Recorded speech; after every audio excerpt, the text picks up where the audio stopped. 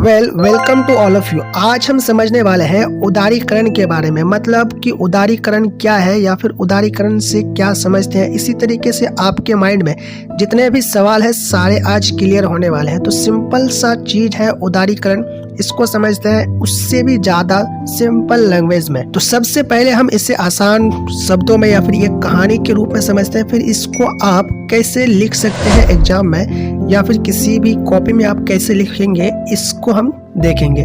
तो सबसे पहले आप समझ लीजिए, जैसे कि हमारा देश इंडिया है। अब आपको पता होगा कि इंडिया में किसी भी चीज़ को सही तरीके से करने के लिए हमें अलग अलग लाइसेंस की ज़रूरत पड़ती है, या फिर किसी को अगर बिजनेस को, व्यापार को अगर आपको आगे बढ़ाना पड़ेगा, बड़े स्तर पर करेंगे तो अलग अलग कागजात की ज़रूरत पड़ती है। कभी कोर्ट, कभी कचहरी, कभी ब्लॉक, इस सब जगहों में हमेशा दौड़ा दौड़ी करते रहना पड़ता है। लेकिन अगर ऐसा हो कि ऐसे में हमें कम दौड़ना पड़े तो क्या आप अपना बिजनेस को आगे बढ़ाएंगे या नहीं? ऑफ कोर्स बढ़ाएंगे।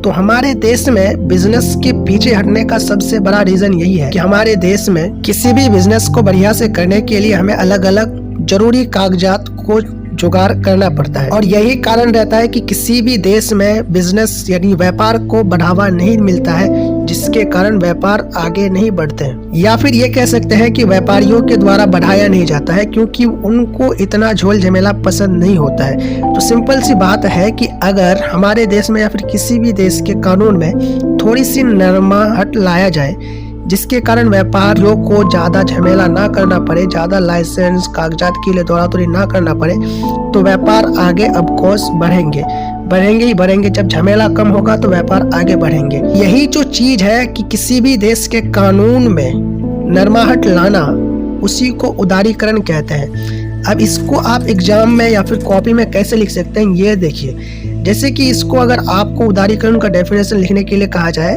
परिभाषा, तो इसको लिखना है आपको किसी भी देश में व्यापार को बढ़ावा देने के लिए वहाँ के प्रशासन के द्वारा वहाँ के नीतियों में परिवर्तन लाया जाता है, जिससे व्यापारियों को व्यापार को बढ़ाने के लिए काफ़ी छूट दी जाती है। सिंपल सी चीज़ है, यहाँ पे जो मैंने आपको समझाया वही चीज़ आपको लिखना है। तो सिंपल 2 लाइनें हैं, आप समझ गए होंगे। आज के लिए इतना ही। थैंक यू, जय हिंद।